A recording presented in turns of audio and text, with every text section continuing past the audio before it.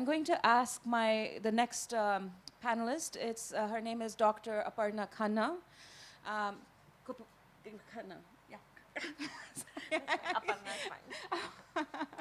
Yes, and she is from India, from Lady Irwin College, from the Department of Communications and Extension, Development Extension.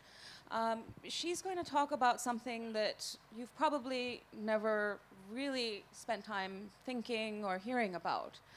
One of the forms and the hardest possible demographic, let's put it that way, of child laborers and child victims of trafficking are those that have been involved in what we call illicit activities. And illicit activities meaning they're used by adults to commit crimes like petty theft. They're used by adults to traffic drugs and sell drugs because they're juveniles, so they won't get caught or won't get penalized as much as an adult would. They're used by adults to go into begging rings, organized gangs. So all of these things that are considered illicit are very difficult because they have children engaged. And how do you actually reach those children? So the demographic that actually Aparna is working on are children that have been caught by the law. So the Justice Department has said they're juveniles, they're in trouble with the law. Not only that, many of them actually are dependent on narcotics or drugs. So as part of the work or the trauma that they've suffered, they've actually become heavily drug dependent.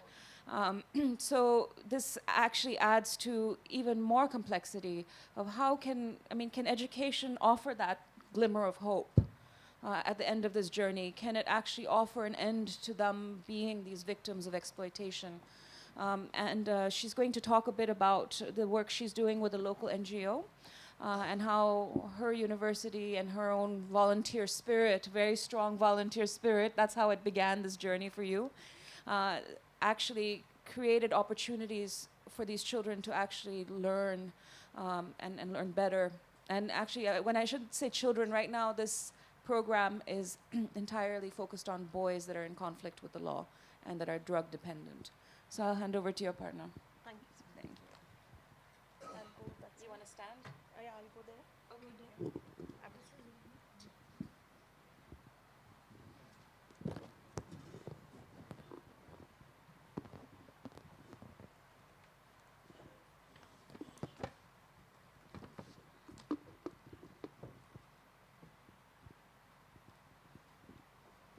A very good afternoon to all of you. I represent the University of Delhi and SPYM, an organization which is called Society for Promotion of Youth in Masses, based in Delhi, but working in the National Capital Region and also quite a bit in the state of Punjab near Delhi. This presentation is like a culmination of 3 years of work with a very specific group of boys, particularly, as Simran has just specified. And I'm going to share with you our experience of having interacted with them and understood their needs, and at least tried to have understood their needs, and develop a set of activities which could help them to move towards being better citizens. To begin with, just the background, as Simran said, they are 10 to 18-year-olds. They are school dropouts. Many have relapsed into illiteracy. They are drug dependent. They have been involved in antisocial behaviors and therefore are in conflict with law, which means they could have cases ranging from petty thefts to as heinous as murder and rape. So with that background, knowing fully well, being boys, lots of energy, lots of aggression, having come from dysfunctional or broken families, really from the most underprivileged section of the society. They are boys who have been sent into an observation home by the Juvenile Justice Board and have been asked to be there for about, they've been given 3 months of confinement. So it's a residential program that they have been sent to. Though there are several observation homes being run by the Juvenile Justice Board in Delhi, but one experiment an experimental observation home was set up in 2011, which was the management of which was handed over to this organization called SPYM. And the home is being run in partnership with Government of Delhi, and it is also linked to the judiciary through the various, through the High Court and the Supreme Court. Here, as I said, adolescents are sent by the court for 90 days of confinement, and they are in 2011 when the project was handed over to this organization. The center was set up, and with about 50 boys.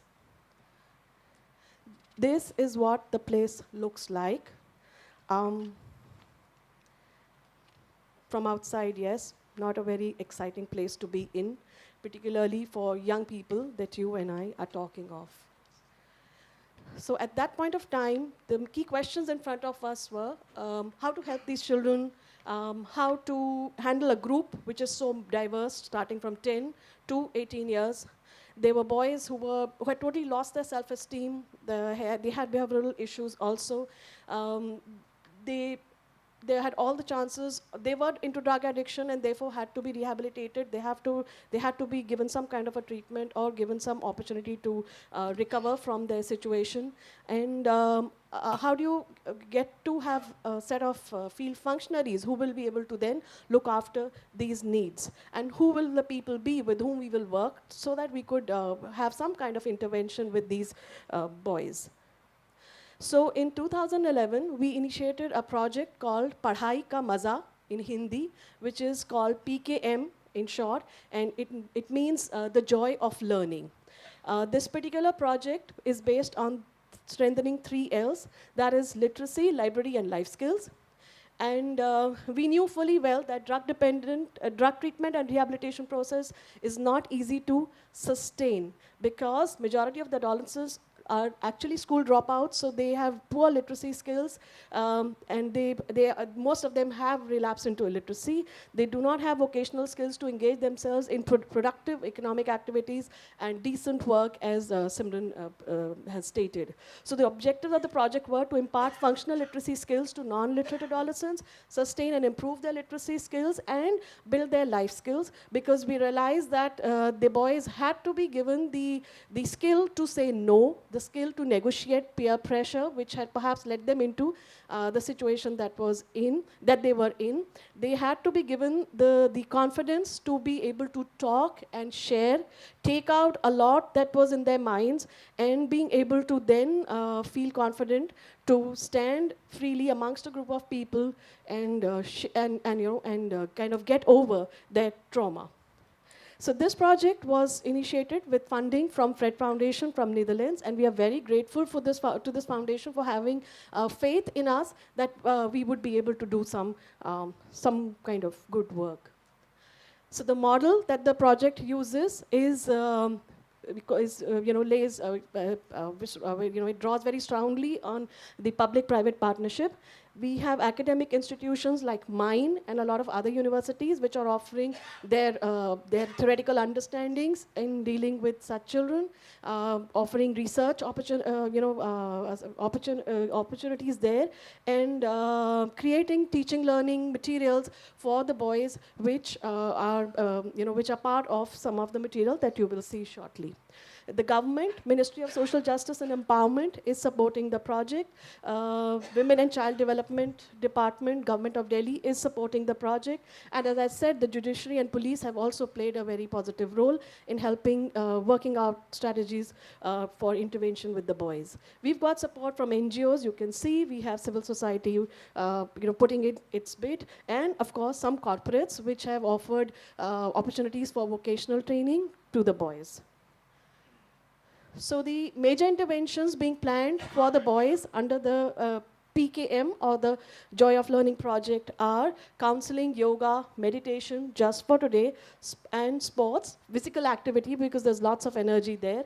And in order to help the boys to feel more responsible in running their center, there is what is called the Youth Parliament or the Bal Panchayat for the boys. They then participate in day-to-day governance issues of the center, the residential facility where they are staying.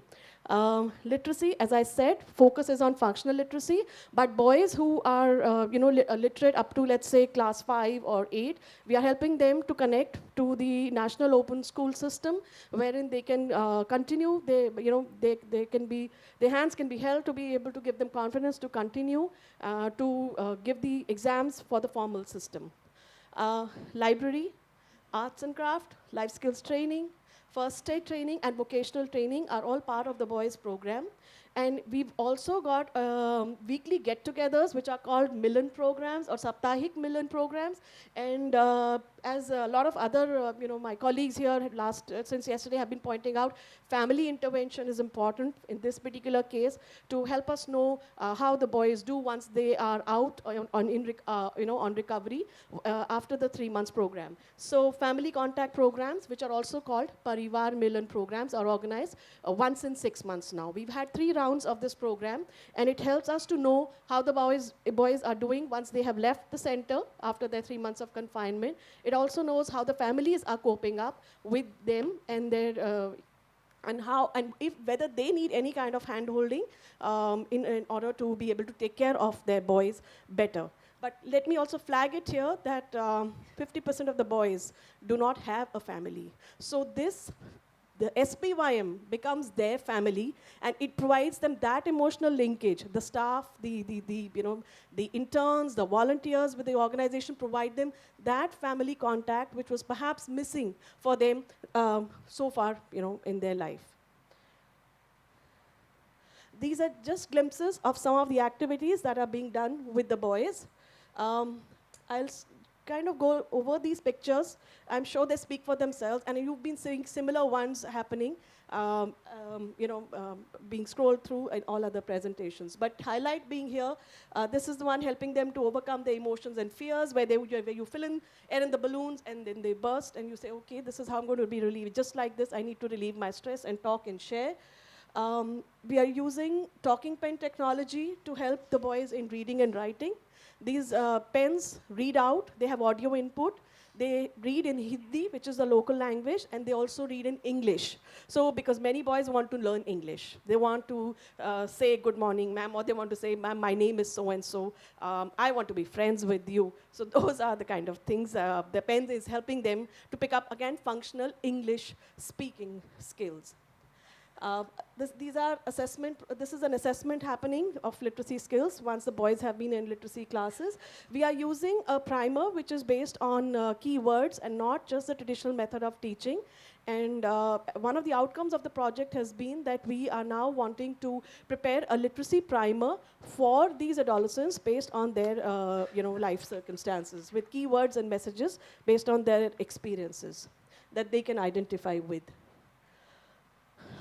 This is a JFT session, which is called Just for Today. It is a mandate of Narcotics Anonymous to be able to do this kind of a session with the boys in recovery in the rehabilitation center as part of their treatment process. And here they all share, and anytime they have the urge to go back to take a drug or have a fix, they are encouraged to talk out and share and get it out of their system, get that feeling, get that moment out of their mind by talking and sharing with others and holding hands with each other that, look, I can overcome my urge. The picture in the inset is indicating the kind of schedule that is maintained for the boys. They've been living on their own, at their own terms, so discipline is really a big question mark. So bringing them back into this kind of a family system where they can have a schedule, where they have a time to get up, where they have a time for breakfast, they have a time for cleaning up the center, their own living spaces, they have a time for laundry, and each of them is responsible for certain tasks to maintain the center. We don't want them to be doing the labor part as such, but the idea is self-development and being independent, the ability to take responsibility and discipline, lead a more disciplined kind of a life. So here's a young volunteer standing proudly in front of the daily calendar there, or the daily schedule. We've set up a library. Boys are introduced to books and reading, making them, with the idea of making them friends with the books, with the written word once again, what they had chosen to drop out of, perhaps because of the lacunae in our education system. Many times, boys have shared stories of a schoolmaster beating them up, or kind of mistreating them, or they're having failed in classes because of not having been able to cope up. And those stories have been documented in some of the books that are lying here. Perhaps you could be seeing those. So for the library, the library that we have set up for them helps to sustain literacy.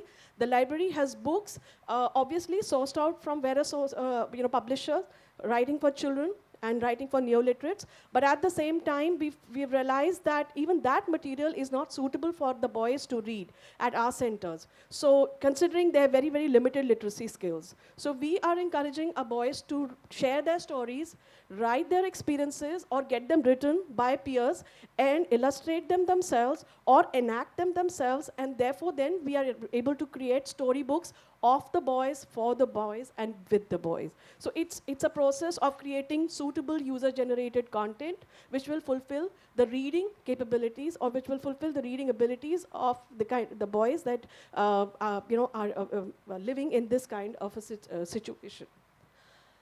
As I said, the age group is ranging from 10 to 18.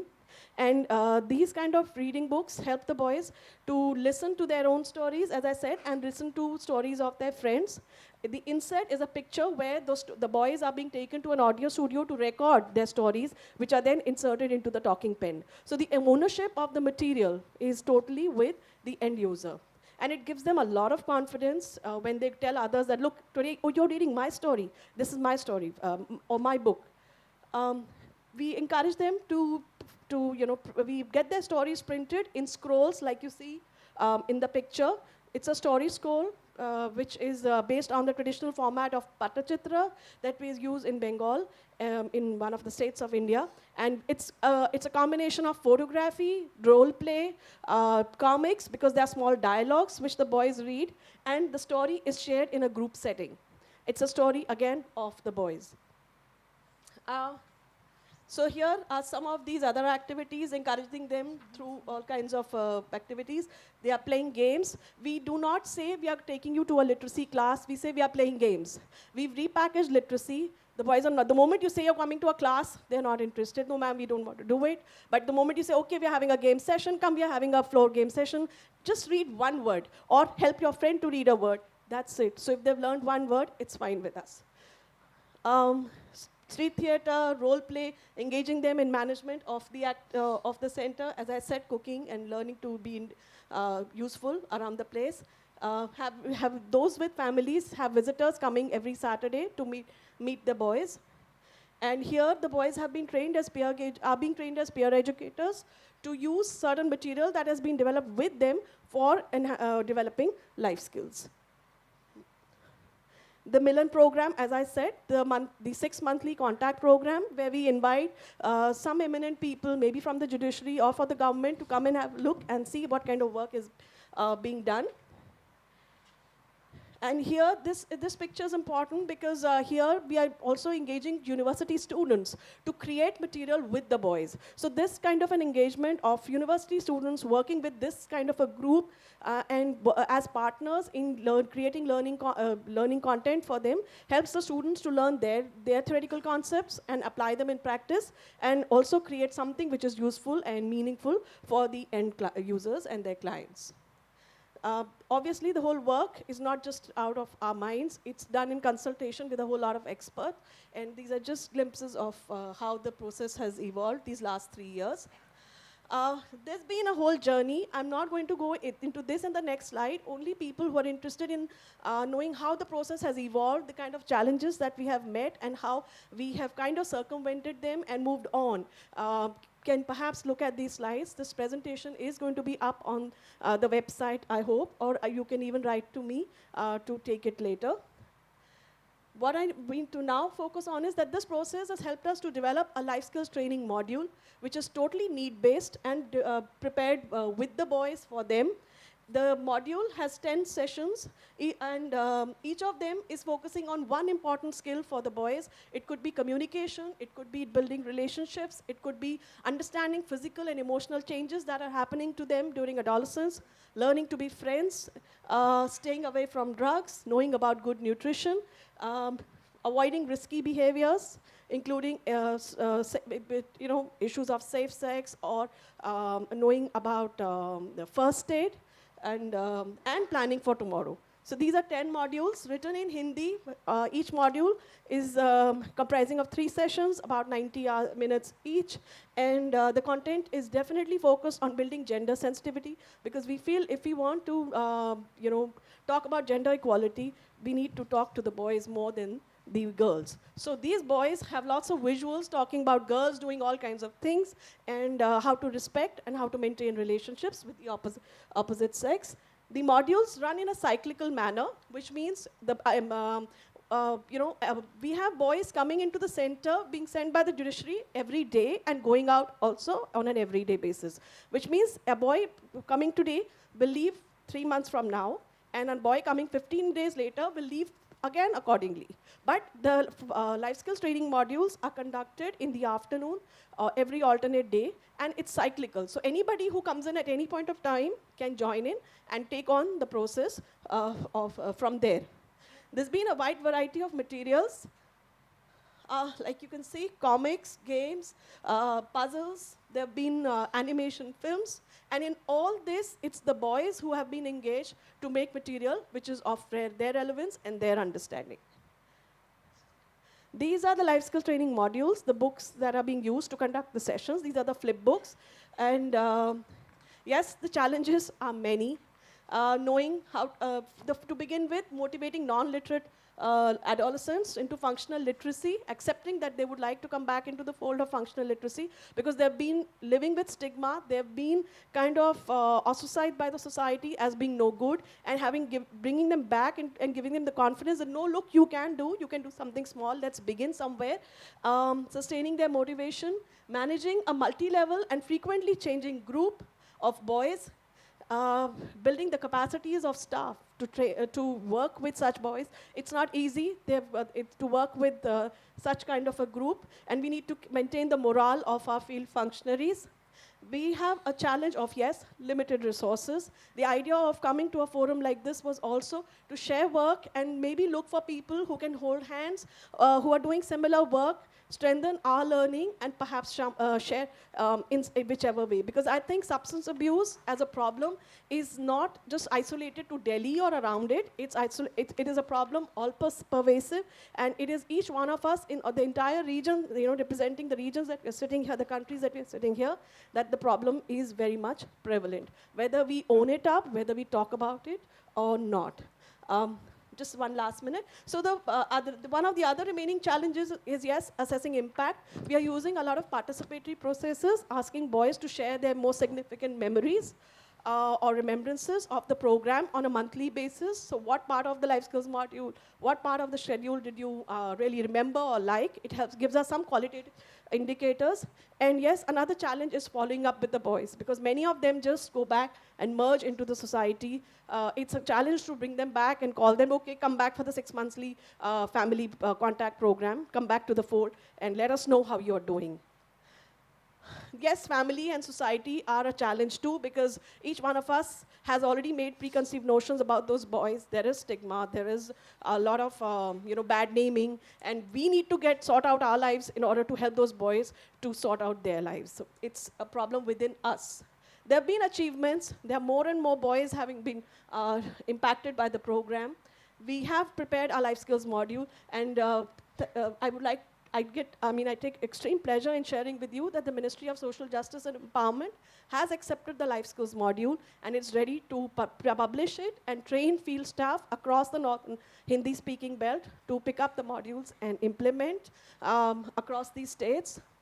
There are peer educators, volunteers from amongst the boys who have finished the recovery program, who've been trained to conduct sessions with their own peers.